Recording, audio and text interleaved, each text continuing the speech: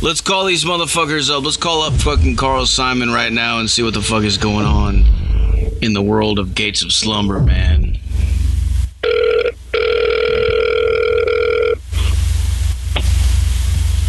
Hello. Hello, Karl. Hey, what's going on, man? Dude, what's going on, man? How you doing? I'm alright, how are you? I'm doing great, dude.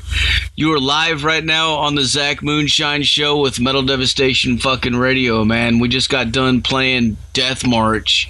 And, right on, man. Oh, fuck yeah, dude. What a fucking killer track, man. Yeah, that was one of Jason's better ones, yeah. He did a good job on that one. I enjoyed the solo. I enjoyed everything about that, too. So tell us, man, what the fuck is going on in the world of the Gates of Slumber? Well, right now, right now what we're doing is we're all trying to figure out a time to start getting back together and jamming again. Ever since all this whole shutdown due to the Black Plague and all that stuff, everything was kind of ground to a halt for us. And, we're just trying to get back into the woodshed and get back to work. We're supposed to be playing Maryland Doom Fest in October. Hopefully that stays on board right there. And then, the future's wide open. We're just going to keep working and see what happens. Hell yeah, man. Fuck yeah, dude. Yeah, I can't remember exactly who I was interviewing, but it was like fucking sometime, I think last year, somebody I was interviewing, and they were telling me, he was like, dude, I'm going to give you a little inside info. The Gates of Slumber is coming back, man. And I about lost my shit, dude. I was like, what the fuck, really? That's fucking breaking fucking news right there. Yeah, we had kind of hoped that it was going to be a little bit more of a surprise, like less time between less time between the whole announcement thing and then doing the Hell Over Hammerberg show. But that's just not how they wanted it to play out. We wanted it to kind of be sort of a surprise attack, you know what I mean? Coming back out of Parts Unknown, doing those European shows, and then releasing the live record, the re-releases, the first two albums. We were kind of hoping that was going to be more of like a blitz attack, but things were kind of a little bit drawn out. It's like there was the whole announcement, and we're real committed to just trying to make sure that everything that we do is special with it.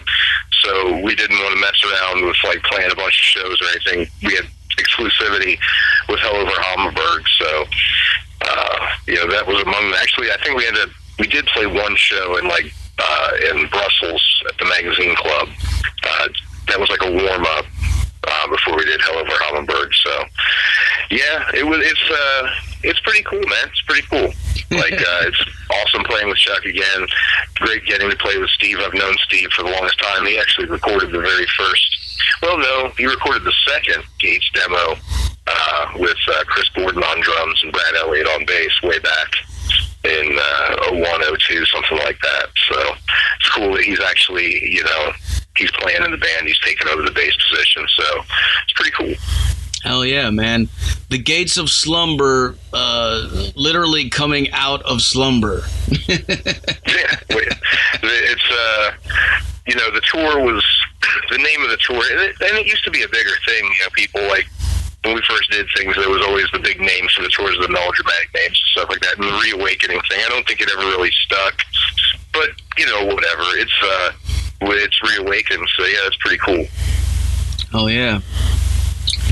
So with the fucking, I got to ask you, man, about this live record, dude, that just came in, that's what really, I was like, holy shit, man, when I seen you put out a live record live in Tempe, Arizona.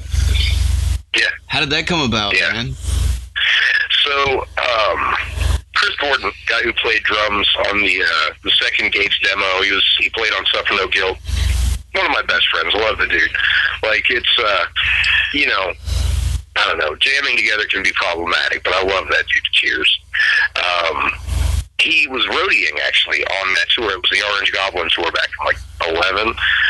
And, sometimes places will have, these $25 to record your set. And I'm just like, whatever, man. That's, That's like several meals and beers for me, man. So I'm not buying that. But Chris, you know, he's very much into that kind of stuff. So he paid the guy for the recording, which is basically just like, it's just raw soundboard is all it is. Like, the guy even missed the first song. He missed, Scored to Drunkenness. He was kind of just asleep at the wheels, like, oh, they're fucking playing, and hit the record button. But, you know, the stuff we got out of it was pretty good. That was a good time for the band, and it's definitely warts and all. There's no overdubs. It's just a little EQing to try to bring up some of the frequencies, and then, like, a real abbreviated mastering job. That's, like, as raw as it gets as far as a live record goes. And it's mostly, you know, I was impressed with the fact that the sound guy at that show just got levels. He didn't try to fix, you know, any of the sounds or re-EQ anything. That's how it sounded in rehearsal. Like, that, it's supposed to sound like that. It was a thing we always used to say. It's just like, you know, he's like, man, that guitar is real low-endy. It's like, I know, it sounds like shit. It's supposed to sound like that. But, yeah, I mean, it's a great document of a great time in the band. I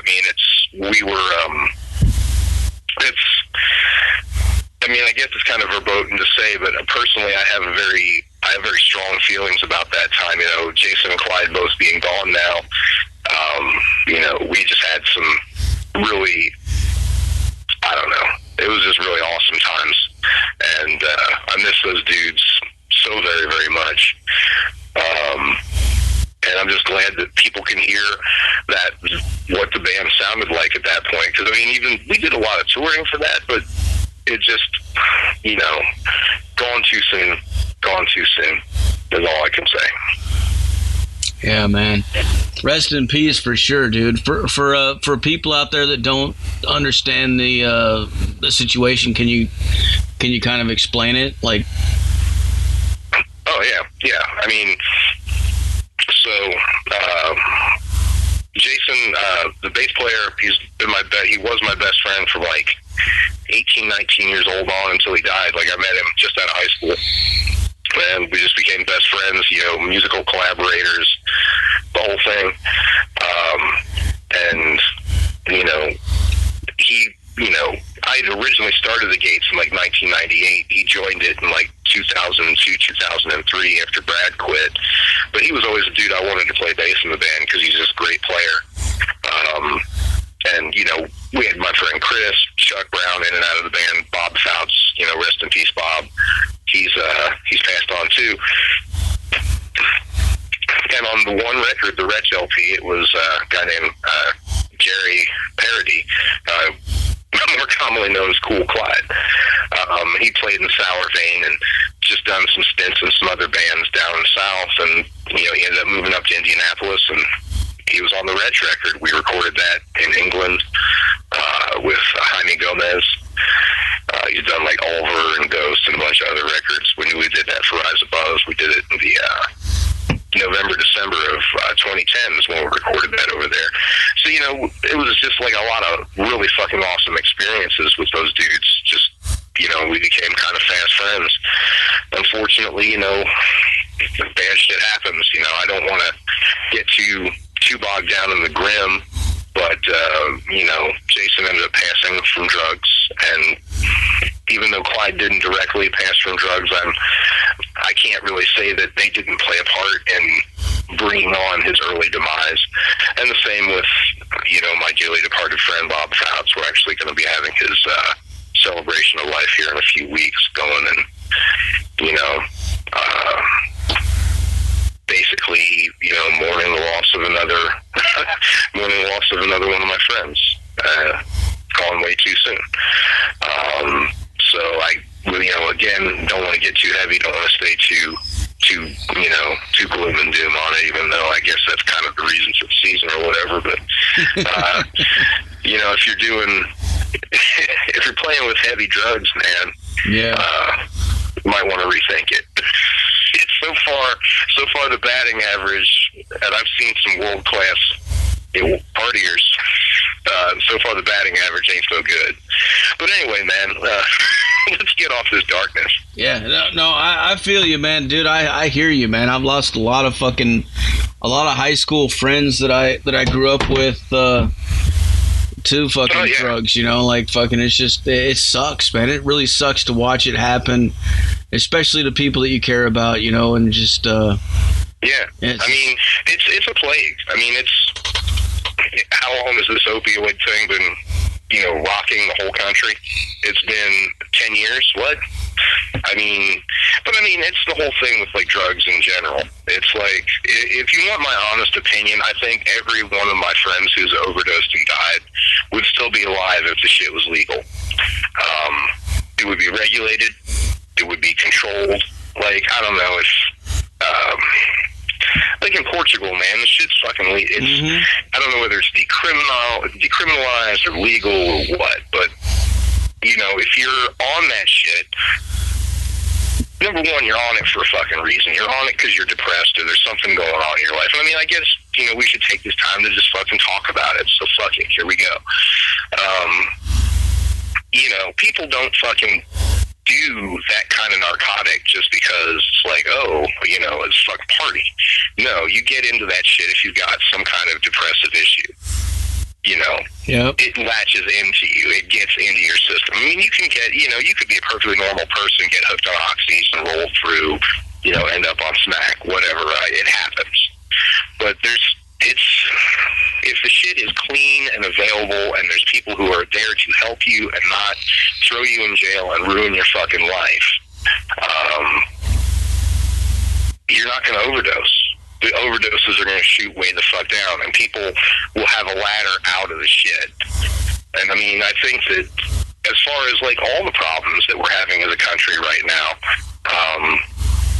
I think the number one thing we could do in every problem we've got in this country right now is we should decriminalize and make drugs safe, because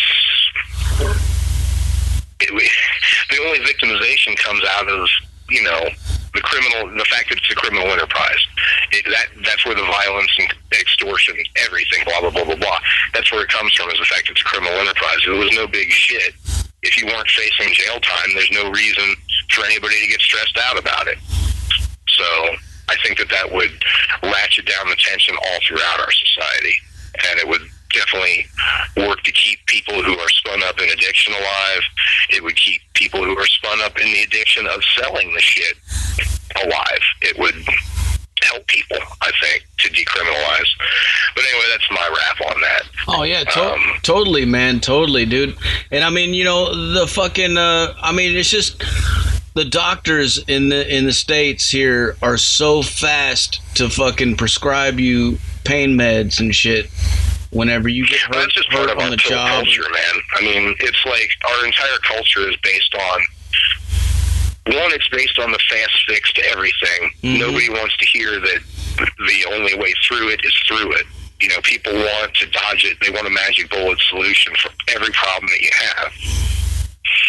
And doctors are the worst.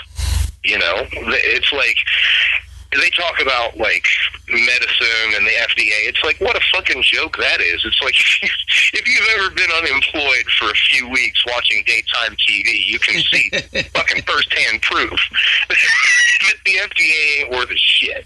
Nope. The whole system ain't worth a shit. It's just like, you know, have you or one of your loved ones died from the use of this medication? If you have, you may be entitled. I mean, how... No one's checking the shit. There's nobody tending the fucking fire, man. You know, nobody's fucking paying any attention. No one's holding the steering wheel on this motherfucker anymore. When I was a kid, you know, the FDA, that means something. And it kind of did, you know, in the 70s and 80s. It did mean that there was somebody looking out. And now, fuck, just look at the number of class action lawsuits. But I mean, the real result is because we as a people, we don't want to accept it sometimes. And I mean, every American. I mean, Americans as a culture, because as much as people want to tell you there is no culture in America, no, there fucking is. There is an American culture. And, you know, I don't think anybody has really looked at its true face for too long.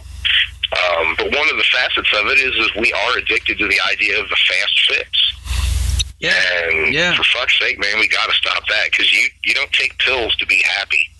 You don't take pills to lose weight. You don't take pills to do anything.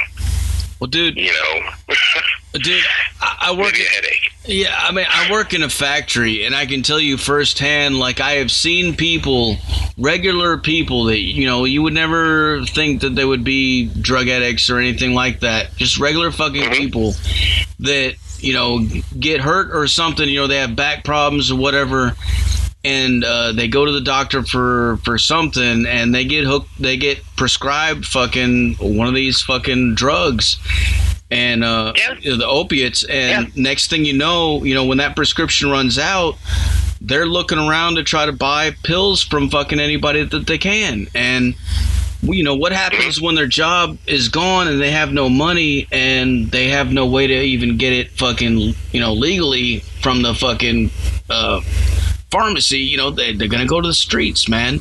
It happens, and it's fucking sad, man. It's Yeah, it really, I mean, it very much is. And, it punishes the sick, it punishes the injured. And that's our system. You know what I mean? That's how the entire system is set up. It punishes people, it punishes the lower end of society. It punishes the poor, it punishes the working poor, the supposed middle class. I mean, it's... Anyway, I tuned to C sharp. I like playing in the key of C sharp minor. Sorry, man. I didn't want to get off on a whole political rant thing, dude. I don't know. I don't want to sidetrack the whole interview. I hear you, dude. That's cool, man. Fucking yeah, dude. I mean, it's crazy, man. But okay, well, back to the fucking band, back to the music. This live record fucking that you guys recorded really definitely sounds live. I love it, man. When I'm listening to it, it sounds like I'm there with you guys, standing right in front of you, watching you jam. The live album? Yeah. That was done. Good. I'm glad that it came off like that, man. And you guys did that in Tempe, and I used to live in Arizona. Where was this recorded at? God, I'm fucking mighty. I cannot remember the name of the club. There was always a different little strip mall bar. Actually, no, this was the same one that we played like 2 or 3 times. We did it on like the Weed Eater tour. I'd be lying. I'm shit for trying to remember clubs and all that. Fuck, half the time I was drunk off my fucking ass all the time back then. Anyway. I mean, not that I still... Not that I'm not now, but it's like, it was definitely like off the hook back then. So, but no, Tempe was always really fucking cool, man. I love Arizona. I love the high desert. Some of that, like that's like leaving, like doing the launch pad in Albuquerque, which I mean that's just a fucking legendary club. And then Tempe was always like the stopover between LA and Albuquerque, and it was always, it was weird because they had like the yellow tape, like all the drinking had to happen beyond the yellow tape, and it was like all ages down in front, so there was this kind of weird vibe to the rooms. But yeah, man, it was Tempe was always fun, and it just so happened that on that tour, like Chris bought he bought that CD, and it sounded great, and it was just like, fucking A, here we go. Oh yeah. Well, I got some questions rolling in from the chat room from the listeners, man. Right on. Let me see here. Vicky Grandy wants to know, when did you decide that you wanted to be a musician? Oh, Jesus. When I was really young, I dreamed about it, like playing guitar and being in a band. I dreamt about it really young. I never really acted on it.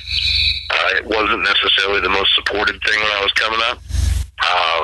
Until I was grown, and that was me and McCash. Like our first bands were like, I don't know, maybe it's just a facet of, people of my generation, but we all were like heavy metal kids that kind of crashed headlong into like the whole punk rock alternative thing in the very early 90s. So there was like this whole resurgence. I mean, I guess it really wasn't a resurgence. It had just been like this nascent, like ongoing thing with hardcore. And, we got into punk. And then like a few years later, it was just like, man, we really want to make a heavy metal record. Let's make a heavy metal record. So I was maybe, when I really got serious, 100%, like, this is what I want to do. This is it. This is what I'm going to dedicate my time to. I was 27 years old. So it's much older than the average guitar player. Well, that's not too old. No, it's not too old, but I mean, considering most people start at like 10, 12 years old, you know, that's quite a few years. So, like, there's some stuff I still really suck at on guitar. Like, some things that, like, I'll just look at, like, kids, and I'm like, yeah, that little bastard's playing that fucking shit at me. Yep. But, you know, whatever. It's like, I view it as, I enjoy playing guitar. I spend my time doing it. And I've loved making music, and I'm thrilled that, you know, we're talking. I'm thrilled that you give a shit about talking to me about this. Oh, hell yeah, dude. Because it's just been awesome. Dude, there's a lot of people out there that give a fuck, man. Trust me. That's awesome. Well, I love all y'all. Another question from Vicky. She wants to know, have you ever played Canada, or would you if you had the chance to? Absolutely. I've played Canada a few times. Quebec, Ontario, Toronto, not Ontario, Ottawa. Yeah, I mean, fuck. I'd love to get back up there as soon as possible. I love Canada. Might not ever leave. Might stay my ass up there. I mean, fucking, I don't know, is Sneaky D still open on Dundas? That's the real fucking question. If I can get fucking steak and eggs with fucking Canadian Club, I'm good. I don't know, man, but Canada seems like they got it going on, man, for sure. It's a cool place. I remember when I was a kid, you didn't need a passport to go. You could just cross the border. Unfortunately, all that shit got fucked up. Maybe one day we'll get back to everybody just being normal. Oh, yeah, dude. That's the weirdest thing is, like, everything that's happened in the last 20 years is just so abnormal to me. It's just like I was used to, like, oh, you could just go to Canada. And now it's just like, yeah, poof, you cannot just go to Canada. Yeah, right. Exactly, man. Another question, Thunderous wants to know, what's the metal scene like normally where you're located at? Man, I am the last person to ask that question of. I know that there's, like, quite a few really fucking awesome musicians in Indianapolis. And I know that, like, for my homeboy Kyle, his death metal band, just Obscene, they just released, I think, their first record here. I was looking at Facebook earlier today. I'm such a hermit. It's like, I really am. I mean, I think the last show Obscene, I turned up at was when the Skull and St. Vitus played at the Fifth Quarter. Like, that was the last show that I was just like 100%. I'm not there like on accident. I'm there because it's like I have to see this fucking show, and I'm excited about it. And that's not because I don't like music or I don't like people. I'm just a fucking hermit. You know, that's just what it comes down to. It's like I'm just old and a hermit. Did you say the name of that band is Obscene? Obscene, yeah, they're a death metal band, old school death metal. And they just put out some new shit? Yeah, check it out. Obscene. Okay. Yeah, it's in my playlist. I just I got the promo in my email. It's actually coming up. Yeah, dude, those fucking guys are awesome, man. Like, I ended up, I this sounds like such a fucking peckerhead thing to say, but I was accidentally at one of their shows. Justin Bolger, who used to play in the band Skeleton, which he's actually the drummer in my other band, Wretch. And he fucking bartends at this local brewery and venue, and I was just in there on a Tuesday night fucking harassing him, getting drunk, and, Obscene was fucking playing, and I know those dudes, you know, fuck, I mean, everybody in Indianapolis knows everybody else. It's not a very big scene. But, yeah, man, that was like a rare sighting. That was like a rare fucking surfacing. Like, most of the time I kind of just keep to myself. I feel you, dude. I feel you. And nowadays, we pretty much all got to keep to ourselves. You know what I mean? It's like... Yeah. But for those of us who are already kind of used to it, it's not that big of a deal. No, it's been all right. I mean, start to go stir crazy, and just the rampant negativity will fucking grind you. But I mean, I'm used to like chilling by myself, you know, getting my smoke on, freaking listening to records, and watching old movies. I should play more guitar. I really should. I should finish writing these goddamn songs because they're not going to do it on their own. Actually, they will do it on their own. That's the thing, is I'm just waiting for them to show up. I'm just waiting for them to present themselves so I can finish them. Oh, yeah. Speaking of movies, what are some of your favorite old movies? Goddamn. All right, I'm just going to give you 5 of my favorite films, and there's no real...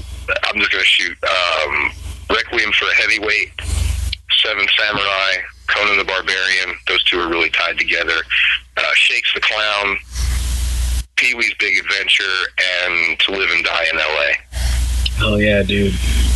Conan... I love a lot of 70s and 80s cinema. I really like a lot. I mean, there's some decent shit that came out in the 90s, but it has a very, like... A lot of the shit, I don't know. It was on its own thing. I love... My favorite shit is 70s films. I love 70s, like shit like Martin Scorsese did. It's just gritty and real. It's probably my favorite era of films is the 1970s. Shit like The French Connection, Taxi Driver, Dog Day Afternoon, fucking Raging Bull.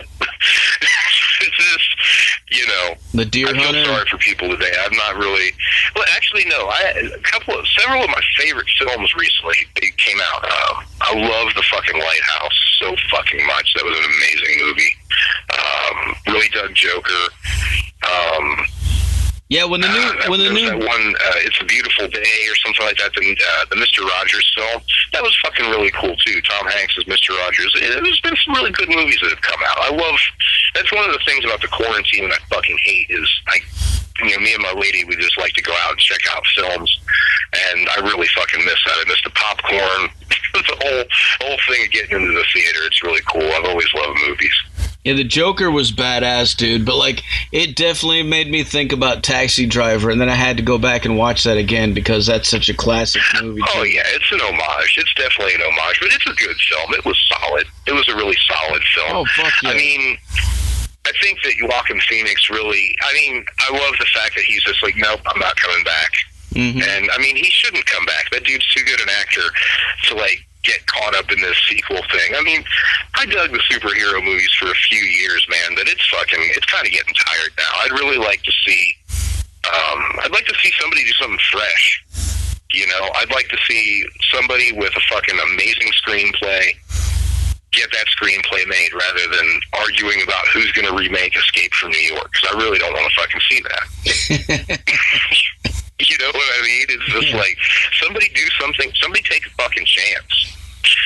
Write a fucking script. Get it made. Actually, Rich, my other band, we just had a thing. There's a weird, like, spiritual sci-fi horror film called Wretch. Dude named Matt Donahue did it. And one of the songs from the Wretch LP, the instrumental Bloodfinger, is actually on the soundtrack of that film. So if you want to see like a cool, like, it's kind of got like a little bit of a Cronenberg thing going on, a little bit every now and again. I was really into it, and the movie is called Wretch, so it's out now. Check that out. And I got a tune on the soundtrack. My other band, Wretch, does. So, yeah. Yeah, man. Me and my wife, we're always getting pissed off watching, because we're older. And, you know, I'm 42, man. Fucking like, a lot of these movies that are coming out nowadays, they're remakes of shit that I fucking grew up watching. And I know that that's actually been something that's always been happening. Like, a lot of stuff that I grew up watching was remakes of stuff that my parents were watching, or, you know, like... That's true. There are films like that. There are legacy films that get remade over and over and over again. And, you know, that's cool.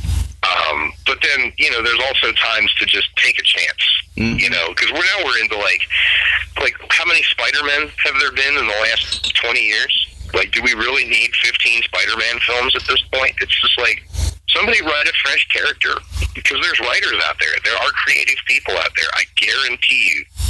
If the studios would just look, if somebody would just take a fucking chance, somewhere out there, there's someone with a really fucking amazing script, with a really amazing original character. I believe that people are still creative. I don't think that we're that far gone. Like Nicolas Cage even just recently did some really cool fucking movies that were really fucked up. I can't remember exactly the name of them right now for the fucking life of me. Color Out of Space? Yes. But like even that, I haven't seen that yet. I mean, I've been really dragging my heels on it. Like, I love H.P. Lovecraft so much. Like, I love the Brian Yinzi shit. I love Reanimator and fucking From Beyond, fucking Dagon, all that stuff. I just have really dragged my feet to A Color Out of Space. And I don't know why. I can be like that sometimes. It'd probably be my favorite fucking movie of all time if I watched it, but I just have to come to it. It's sort of like Pink Floyd, man. When I was a kid, I was like, yeah, Pink Floyd is cool, whatever, fucking whatever. I'm like fucking 45 years old, and like within the last 6 months, I fell into the big. Now I get it. You know what I mean? Sometimes it's like. Sometimes shit comes at you at a weird time, at a weird angle. You have to be at the right place at the right time and have something click to make it work. So that's just how I am with shit. It's like I'm going to watch Color Out of Space at some point. At some point. It's a really good movie, dude. Like it. We sat there on the couch fucking going, what the fuck, the whole fucking time. Like it's definitely. It's a mind bender, man. Right on. But even that was like after I watched it, we looked it up and then found out that it was actually sort of like a remake of another film too. So it's like, fuck, But it was definitely a different spin for sure. Right on. But yeah, another question from the chatters: what are some of your biggest influences growing up? My biggest influences growing up, as far as music goes, Black Sabbath. Right out of the gate, it would be Sabbath. I like Jakey Lee and Randy Rhoads a lot. Tom Warrior. Celtic Frost was a huge thing.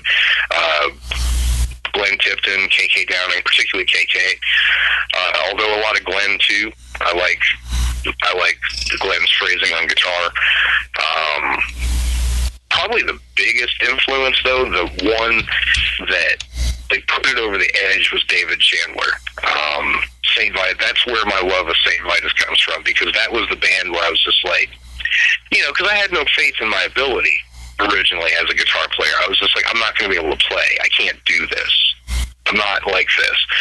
And then I heard Chandler's playing, and I was just like, there's this dude who's like just doing it, and he's putting his heart and soul into it, and it's fucking working. And at that point, I was just like, well, man, that's what you need. You just have to have total commitment. You have to go in totally committed to what you're doing at the time. And yeah, so that in that respect, probably, and I was grown by the time, I really fell into St. Vitus, but that's the magic of Chandler right there, is he's a totally committed guitarist doing it. And it works because he's totally committed. And that's definitely a cool effect when that happens on people when they're listening to a band too. Like I remember I was watching an old interview with really young Metallica when they were first getting started, and they were talking about, they were on there with Cliff and everything, and they were talking about like the fact that when people come to see them on the stage, they identify with them, and they feel like, that's something that I could do too, like it's not bigger than life, it's not, like they're not fancy dressed or nothing, it's like, that looks like me, and that sounds like something that I could do, and they felt like that hit with people, and it definitely did, like a lot of people, but it's a lot of bands that were like that, where you could just you could identify with, not taking anything away from the bands like, the bigger shit like Iron Maiden or Dio or anything like that was larger than life. That was great too, but it was definitely something cool. Oh, absolutely, man. You can't be, I mean, there's something unattainable about Iron Maiden. And it's because, Adrian and Dave Murray and Bruce Dickinson and Nico and Steve, they're all gods. They're all absolute fucking gods at what they do. And That's awesome. You know, you get five gods together and you get Iron Maiden. And I love Iron Maiden, don't get me wrong. I love Iron Maiden. They ain't my favorite band.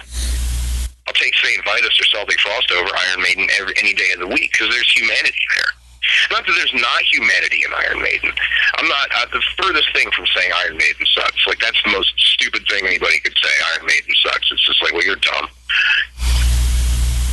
But there's different things that get sparked. And fucking 100% of the time, any day of the week, I would choose Celtic Frost over Iron Maiden. Because it's not because there's no passion in Iron Maiden. There's a ton of passion in Iron Maiden, but there's a frantic and desperate passion. It's like Sabbath. You know, it's like what everybody likes about Sabbath is that they were making it up as they went along. It's like, you go back to that first record, there wasn't a template. They didn't have anybody they were copying. They were in uncharted territory. Yeah. It was a dude who really couldn't sing that well, and a guitar player with a fucked up hand, bass player who was a guitar player. Like, Bill Ward was the only one kind of set on that whole trip. Like, he was a drummer, and he had drums, and he could play them. Everybody else was kind of out of their element, so it's just like, I'll always take, like, the impassioned amateur over, like, a seasoned virtuoso, as far as coming up with something that I personally will resonate with.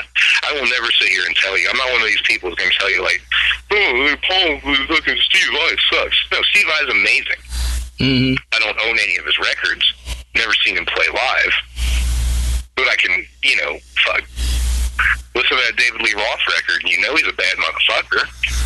I'm not into it. I would rather hear I'd rather hear Kerry King than Steve Vai. Yeah. I don't know what that says about me. There's just something different about it. Like, I remember watching old Black Sabbath videos, you know, with them live on the stage, and just watching Ozzy, like, the way that he was, and thinking to myself, he looks like us, you know, like, and that's always been, I think, the thing that's drawn so many people to him was the fact that he was just, you know, he's just like us, you know, he's just a crazy motherfucker up there going, let's go fucking crazy, you know, and it's like, you feel it, man, you know, you can't help it, and you identify with it. Exactly. The average everyday person, I think, can identify with somebody like Ozzy a lot more than they can identify with, like, Bruce Dickinson. And that's not to say Bruce Dickinson's a bad person. There's anything wrong with somebody who loves Bruce Dickinson. I'm not saying that. And it's kind of fucked up that you have to say something that ridiculous that, I'm not saying Bruce Dickinson's bad. I'm just saying that, like, I think there's a reason why Ozzy's bigger. And it's because people can understand him. They can see themselves in him. He's transparent. There's no like hiding that he's just a normal person who ended up in some pretty extraordinary shit, and he's just kind of followed his nose and survived, and people have seen him fucking at his worst. You know, that's the thing. It's like Ozzy has lived his life in the spotlight, and people have seen the worst shit out of him. You know, he should have been dead 100 times over. The man said it. I mean, it's true. It's like, I don't know. I grew up with him. Pissing at the Alamo, fucking snorting ants, fucking biting bats, getting rabies shots. Crazy ass Ozzy Osbourne. Fucking God love him. I know. And then when you go to his concert and you see him when he's up there, and the fucking, you know, they got the fucking music playing, the intro to Mr. Crowley and shit, and he's fucking getting excited, and he's, you know, it's just like, it's like you cannot help it, man. You feel what the fuck that motherfucker's feeling, and he's amplifying it out to everybody, and everybody in that room feels it, man. And it's just, it's a beautiful thing. And there's nothing ironic about it. He's not thinking about it on multiple levels. He's just living his life in the moment. Yeah. I mean, I think that's probably the biggest problem for people today is everything is lived under a microscope. Everything is a social media post away. Mm-hmm. And I mean, I use fucking Facebook and Instagram and all that shit. I'm on all that bullshit. But it's no way to live your life. Like, Ozzy is, he's a genuine throwback. You know what I mean? Like, genuine throwback. And he's an old man. I mean, fuck, here we are talking about, guy in the 70s. But I mean, God bless him. Fucking, I hope he outlasts MS for another few more years. I just saw a thing on Facebook earlier that they might be doing a one-off with Bill Ward, and I was just sitting there, it's like, wonder how many thousands that would cost. I don't know, but that would be cool, man. Like, one more time. It would be cool, but I mean, there's no way I could justify going to it. Fucking absolutely no way I could justify because I mean, it's going to be in England because Tony's there. I think Geezer lives there too. And Tony ain't fucking, that dude ain't, I don't see him going to doing any, it's going to be a one-off, probably in his hometown. And, fucking, dude, he's beat cancer. Fucking, fucking let him rest, man. But I would, if I fucking hit the lottery, I'll fucking go and see that show. One of the best shows that I ever seen was Black Sabbath doing the New Year's Evil in Phoenix, Arizona. I think it was 1990 something. I can't remember. Oh, shit. But they had Soulfly, Megadeth, Slayer, Pantera opening up, and wow. and then it was Black Sabbath. Who was singing for Sabbath? It was Ozzy, man. It was all okay. Original members. So this was like around the reunion era. Yeah, right yeah. It was right before that reunion CD came out. And that fucking show was on fire, dude. And it was not just them, but it was like every other band playing up to them was all trying to put out their best fucking shit that they could, because they all knew they were playing, they knew that Black Sabbath was backstage about to come out there, and you could feel the energy from everybody that it was just like, it was a homage, it was like, these are the motherfucking masters, the fucking dudes that brought us fucking metal are about to come out here and do it again one more time, and it was a cool thing, man. That reunion fucking, I was like Selling My Soul and Psycho Man. I really thought that the songs deserved, like, I really wish they'd been able to work out another Ozzy record at that point in time, because I think that would have been a very, very, very good record. Yeah, definitely. Those extra bonus tracks that they did on that record would have been cool if it could have been a whole fucking album. And then, like, absolutely, I don't know, 13 was just kind of like, I don't know, like it. I like 13. I like it a lot. It wasn't what I hoped it would be, but I liked it. I won't sit there and say it was bad. It's not bad. It's great. I really wish that they had, because I think that they were onto something. Like, there was a good creative vein going on, and I think, honestly, it was probably Bill. It was probably having that original chemistry there, even though Bill, like, only played, like, I think, he didn't play on, like, one of them's a drum machine. I can't fucking remember which one. It doesn't really matter, but,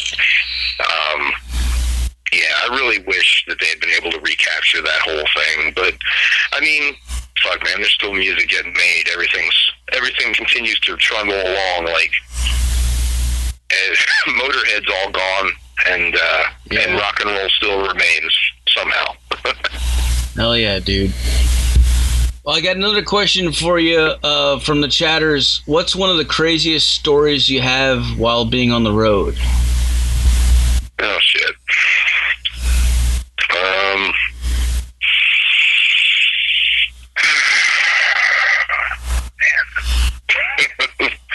The crazy stories. Like, all right.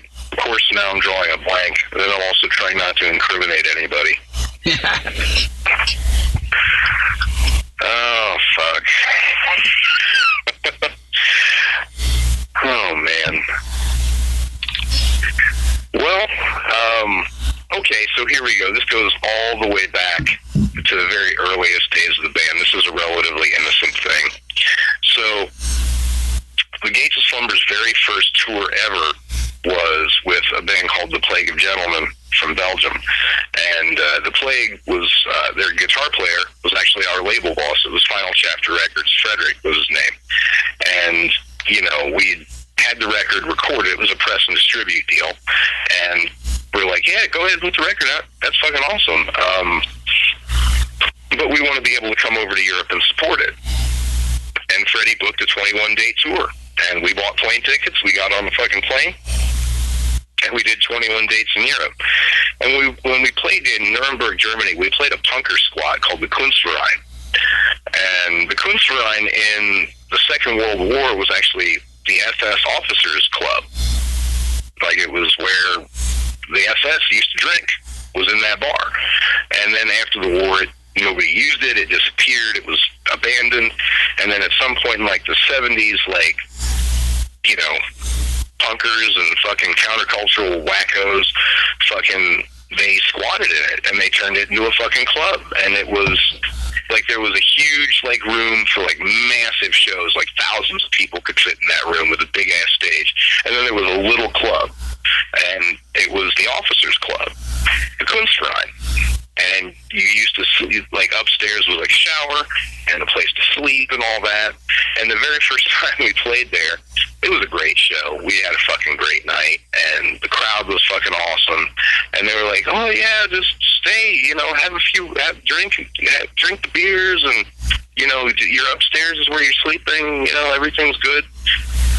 And we literally drank every beer in that club.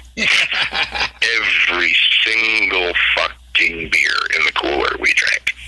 It wasn't a big cooler, it wasn't like a commercial cooler, but it was a lot. It was too much. And the next time, like a couple of years later, we go back over to play, and the fucking guy, this dude named Steve, was like the promoter, like, head of the collective that night, because it wasn't like a commercial place. It was like, it's a punk club. And we're like, oh, can we just hang out down in the bar? And he's like, no, you stay up here tonight. So, I don't know. It's not the wildest, craziest story, but it's one that, I don't know, it's what I thought of. Right on, man. Another question for you. Who's the best sound guy that you know? The best sound guy that I know? Probably Nico. He was the dude that did the sound on that very first tour. He worked at, like, the main concert hall in Ghent, Belgium. And that dude seriously fucking had everything on point. Like, he was a real fucking pro. Like the week before he left to go and do our Rinky Dink ass tour, he did sound for David Bowie. So that dude was like a real, like, pro legit dude. By 5 days into the tour, we didn't even need a sound check. He just would have everything set, and it was perfect. I don't know where Nico is. Nico van der Eyck, I can't pronounce Belgian and Dutch words for fucking anything. But wherever you are, Nico, I hope you're doing well, man. I know you are. Too much skill.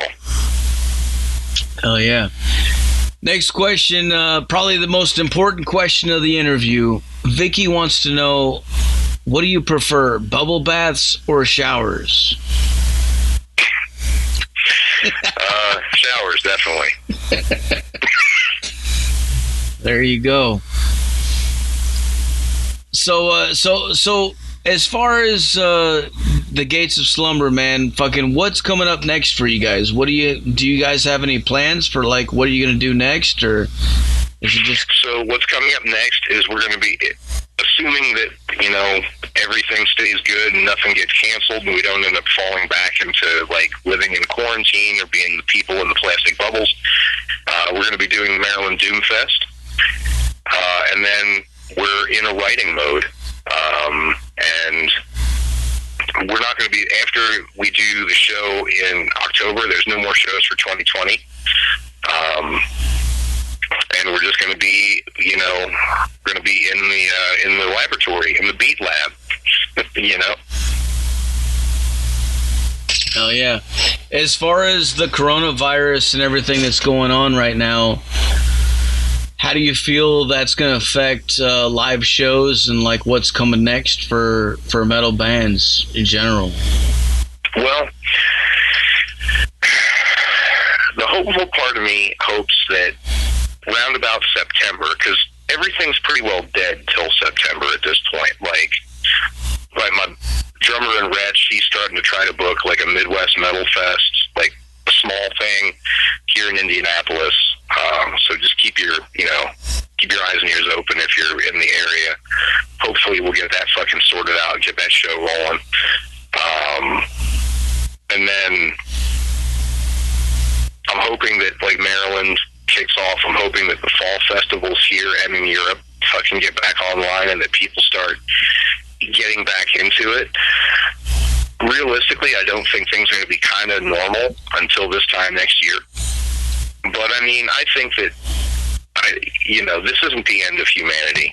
Like, I think it's good that we took a chill pill, and I really wish that the globe as a globe needs to get on the same page. I mean, we don't all have to fucking, hold hands and sing Kumbaya, but everybody needs to work together more.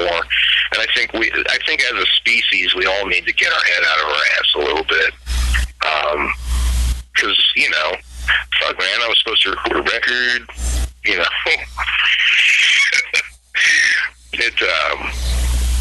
I think that the coronavirus is going to fuck things up for a few more months, and then we're slowly going to start to see it taper off. I don't think we're looking at the end of humanity here. Yeah. I was talking to Chuck Billy from Testament a few weeks ago, and nice. I was asking him pretty much the same question, and he was telling me like he feels like metalheads will probably be the first motherfuckers to get out there and just be like, you know what, fuck it, man, I'm going to the pit, I don't give a fuck, I'm going to the live show. As soon as it's open, like, they'll be the first to fucking be, like, he was pretty confident in the fact that metal will probably still be able to bring in. I think he's 100% correct. I think that fuck, who might argue with fucking Chuck Billy, man? Fucking Testament. I've seen Testament more than I've seen any other band. I've probably seen them like 15 times. I love Testament. I mean, they were always fuck Testament, dude. But anyhow, yeah, I think he's right. I mean, I think that the metal community is going to, they'll be the first to really embrace it 100% fully. It's like, yeah, we can do this, we can do this, we can do this. I think that it's, it's just time to fucking, like, all right, so some of my best friends are Church of Misery, the Japanese doom band. Fucking love them. They wear those masks and shit a lot when they fly. You know what I mean? And it's just like, people always have jokes about, oh, look at the Asian people wearing the mask. Nah, dude. They know what's up. I mean, I think people just need to fucking, like, if you're sick, stay your fucking ass home. Get better. Don't go out and get all your fucking friends sick, dummy. Stay home.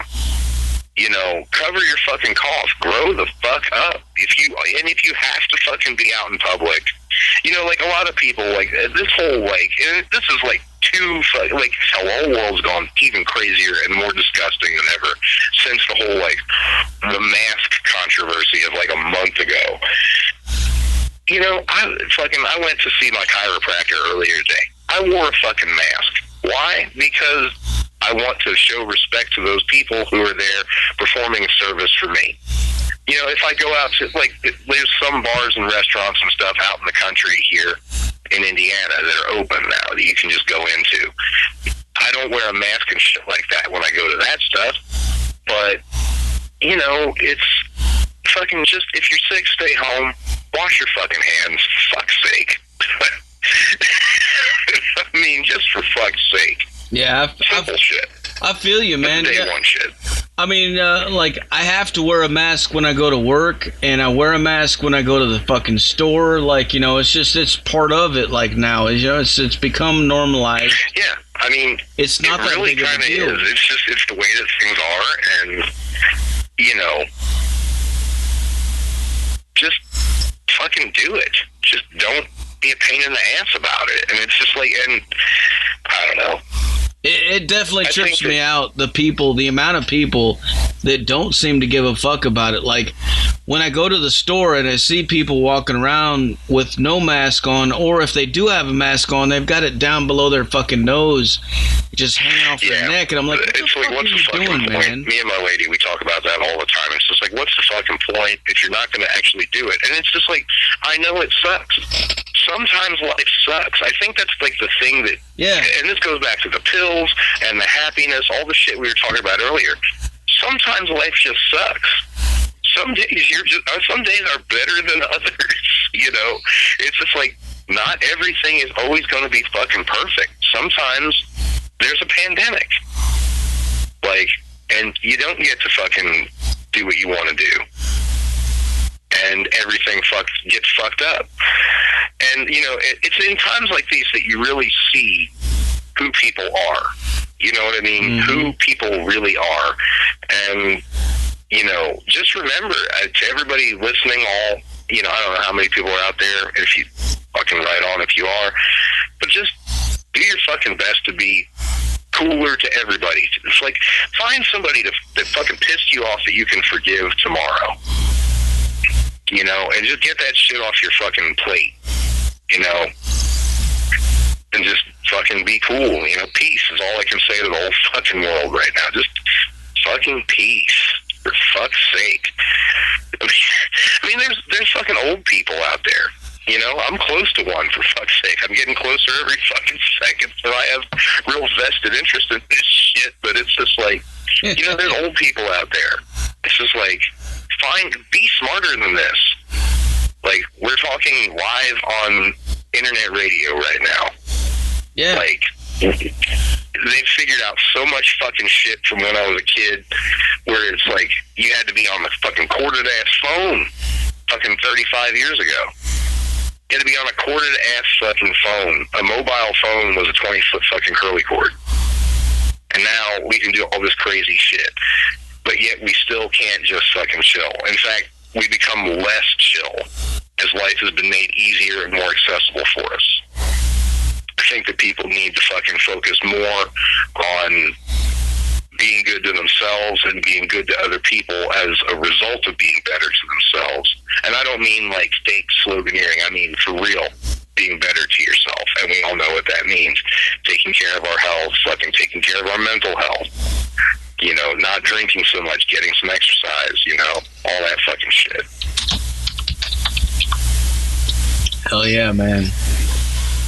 All right, well, Karl, I'm about out of questions for you, man. Is there anything else you want to let your fans know? Fucking, I love all y'all. Well, I'll see you soon. Look for fucking more Gates stuff in the future. We're undetermined yet the length of the release, but there will be something coming. Going to be recording the next Retch record here soon. I know Devil to Pain, Apostle of Solitude, fucking my brother Steve and Chuck from Gates of Slumber, they're still working on music, so check it all out, man. And just take care of yourself, take care of each other, and fucking do the best to kick hate out of your fucking life, man.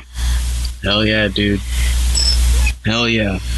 Well, before I let you go, I gotta get you to make us a station tag, alright?